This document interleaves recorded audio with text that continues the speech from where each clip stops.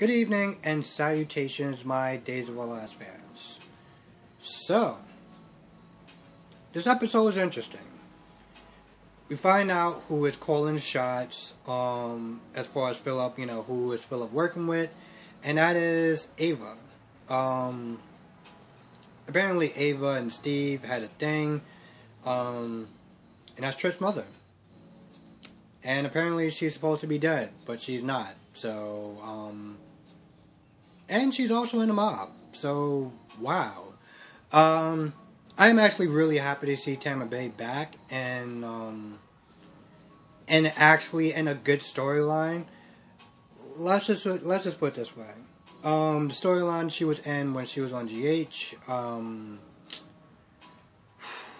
started off good, ended really, really, really bad. And so, I feel like she's going to be much more appreciated on this show than she was on GH, for some odd reason. But anyway, she's sitting there telling Philip, listen, you need to get this done. I understand that Xander's sneaking around or whatever. I mean, Xander's like, on your back or whatever, but that's not my problem. That's your problem. So you need to do whatever it takes. And Philip is pretty much like, you mean kill? Well, let's put it this way. If you don't take care of him, we're gonna take care of you. And, it's either you or him, and I'm pretty sure you don't want it to be you. And that is pretty much Philip's way, is his nature from what I can understand. And I could be wrong. I could be wrong. I heard that he saved Bella when Jan was going full-blown crazy, but I don't know. With that being said, she's like, listen, you need to get this done. And she's also, I guess she wants to sit there and try to sneak around and probably see Steve and probably her son, because towards the end of the episode, she knocks on the door when Steve is, at Steve's place. I'm just not there thinking, aren't you a wanted woman? And what are you doing? So I thought that was kind of odd. Now what else is going on? Trip is kind of an idiot. No, you know what? He's an idiot. There's no kind about it. I really just can't sugarcoat this at this point. So, he's sitting there talking to his dad, and, they find out that Melinda isn't going to be pressing, filing charges. And she also explains to Allie why, which is because it's not within her jurisdiction. Which I kind of felt like it was it was either two things that was going to stop her from doing it. One, it didn't happen in Salem. Or two, it's he said, she said. And granted, you know what, never mind, there's actual proof. So, that was the only, now I'm sitting there thinking about it, I was like, that was really the only, other reason why she couldn't prosecute it. And of course, Allie was upset. Now, listen, I've been giving Allie grief. And I'm probably going to continue to do that. But with that being said, I'm trying to see it from her point of view. She's upset because she had the courage to sit there and speak up for herself and, call this guy out. She has proof, and she's like, we can't do anything. So, of course, she's going to be upset. But Melinda was like, listen, she can forward it to the London police, and they can have him extradited. So, she's like, listen, if you want to do that, let me know. And I was like, let me think about that. Now, here's my whole thing. Here's my whole thing about that. And this is something that Melinda didn't say when she walked out. Is that usually in these cases, they do have a statute of limitations. So, I get it. It's a big decision for her. It's just one of those things that she should have probably said, don't take too long to sit there and decide. Now, Trip, being Trip, Trip after he leaves Steve's and he's walking, he meets up with Melinda, and at first he thanks Melinda for not pressing charges, but Melinda's like, listen, that had nothing to do with me.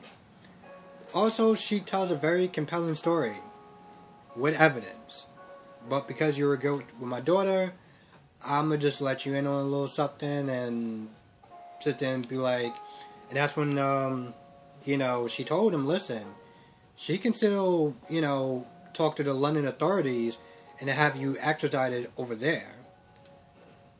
And with that being said, Trip once again decides to go to her.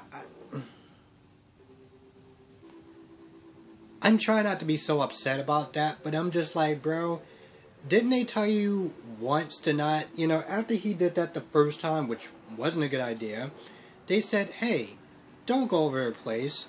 I mean, granted, there's no restraining order, but just don't do it. Optics-wise, it doesn't look good. So what does Trip decide to do? He decides to go over there. And he gets there, and, Alex like, what do you want? And Trip was like, listen, I know that, you can have me prosecuted out there, but I'm here to ask you not to do it. Like, just... Okay,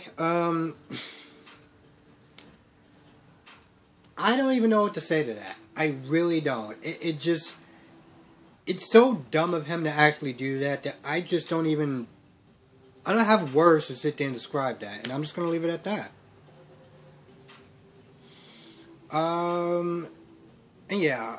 So, on the other side of this whole Philip thing, you got, you got Xander and Sarah sitting there talking and strategizing and stuff like that. And Xander's like, you know what, listen, it could be Brady.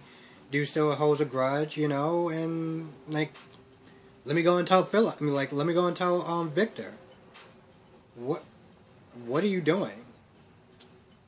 And then I don't know if he actually said that, but I know he was like, let me go and talk to Brady, just get it out of him.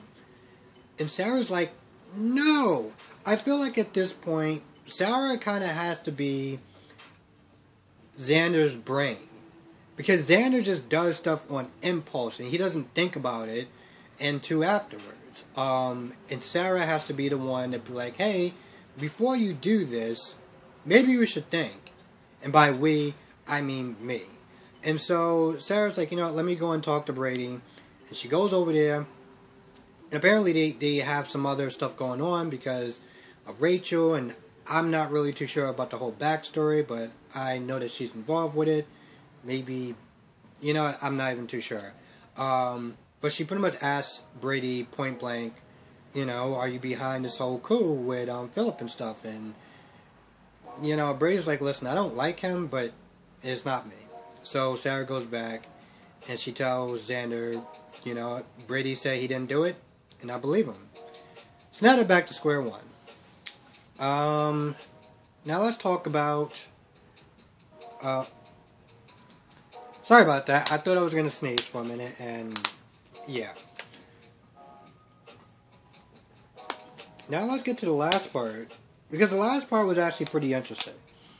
And this is Eli, Lonnie, and Abe. So, yeah, Lonnie is at a distance, and, Eli and Abe are sitting there talking about the secret and everything like that, and, Lonnie comes over there, it's like, so, what are you talking about? What's going on? And, Eli makes up something as far as like a baby shower or whatever. We're going to plan a baby shower. And at first, Lonnie's being all Debbie Downer. It's like, oh, what about my friend Kristen? And, she starts going on to that or whatever. It's like, oh, Kristen can't see her girls and stuff like that. And granted, on one hand, she is absolutely right. There is nothing wrong with having sympathy and feeling sympathy for your friends. Because she's not going to be able to see the little girl. And it does kind of suck to sit there and celebrate such a happy occasion knowing that your friend, she can't sit there and be there with you. She can't sit there and celebrate, being with her own daughter. And I get that. But also, she did it to herself. And they're trying to do something nice for you. And to sit there and start being all Debbie Downer and stuff like that, it's like, oh, seriously? And granted, she even apologized for that afterwards. She apologized for that, and then she walked out. And of course, Eli and Abe start talking again, and Eli's all like, I can't sit there and tell about the secret or whatever, because, blow up our lives apart, and, he's just at this point just rationalizing his lies, and I'm like, Abe is like, are you sure you don't want to sit there and tell? Are you sure? Nope. Okay. So Lonnie comes back and she's like, oh, I forgot my purse. And then she walks out, and then she reaches inside, and she has a recorder. And here's the thing about this. I ain't even mad at her. I'm not. I'm just like, you know what? Good for you. I mean, it's kind of weird that every time that your dad and your husband start talking, and then you get close, and they start getting all cagey and, like, just throwing out something that seems like it doesn't really make a lot of sense. Even the whole hug thing, when she walked up to them, and she was like, oh, I saw y'all hugging, what's that about? Like, they just been acting odd. And so, I'm not even surprised, and I'm like, you know what? Alright. So she gets part of the information. She gets the fact that they are hiding something. She just doesn't know what it is. But they mention in the recording of Brady, so she makes a beeline right to Brady's house, and she's like, so, I need you to sit there and tell me what Eli and my dad are hiding. And Brady gives that look in his face, and then it ends. And that's pretty much about it. I know some people probably don't like, some of these episodes sometimes because a lot of stuff doesn't go on. And I do get that. A lot really didn't happen today's episode. But it is nice, again, for me personally, seeing Tamara Bay come back. Because I think she was actually on the show before. I'm not too sure. I think she was on the show before. But seeing her come in was great. I feel like I'm gonna love her character so far. I love when she plays those characters when she's like taking charge, just like, yo, listen, it's gonna be my way and the highway kind of attitudes. I love when she plays characters like that. And plus, like I said, on GH, they did her dirty.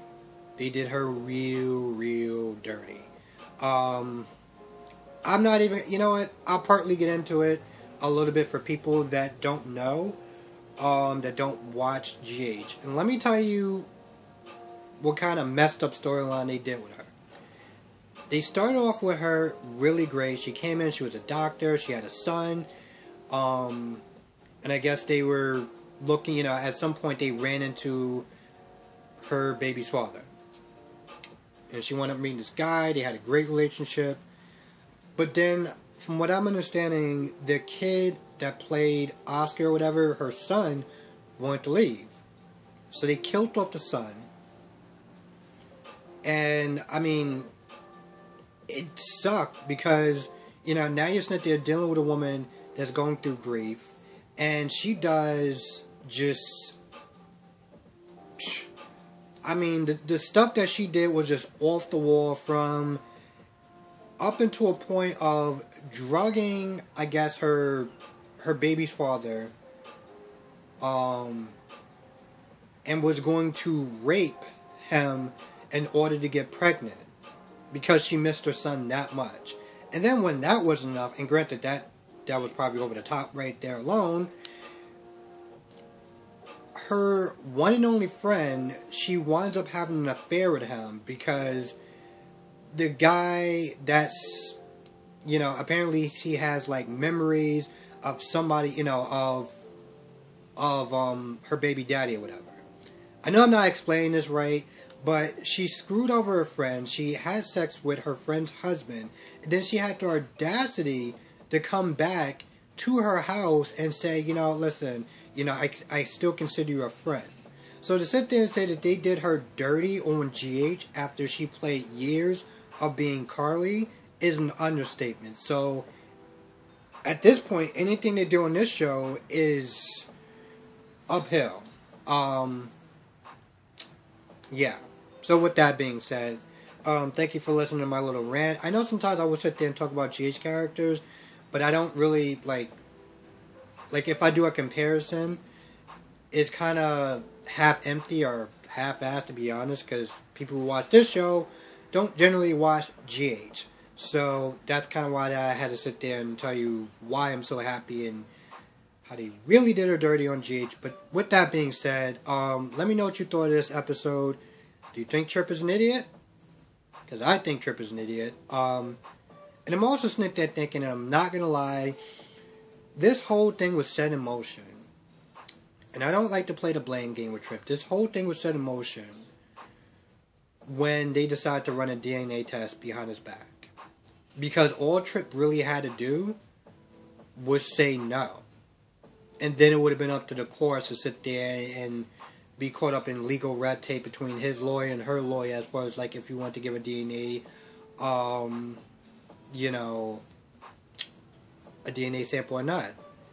Now, with me personally, I did think that he should have taken a DNA sample, because if he had nothing to hide, then he shouldn't have a problem with it. And granted, while he's sitting there telling everyone he didn't do it, it could be somebody else. Yes, I'm sitting there thinking it could be somebody else, but this is us as viewers, okay? As somebody that's actually in the story, in that world, they don't have knowledge of that, okay? All they can sit there and do is look at the evidence and be like, the test came up positive that he was the baby's father, so, like, the dude did it, We did it. It's right there. Even though he's saying he didn't do it, even though he's swearing up and down, he did it. That's just how it is. So, while I do agree that he should have taken the DNA test because he really didn't have anything to hide if he didn't do it, I understand this whole thing is set in motion. A lot of people are going to sit there and blame Steve and Kayla for running the test behind his back. And with that being said, I'm going to go. Have a good weekend. Let me know what you think of this episode. Did you like it? Did you not like it? And, yeah, I'll catch you in the next video.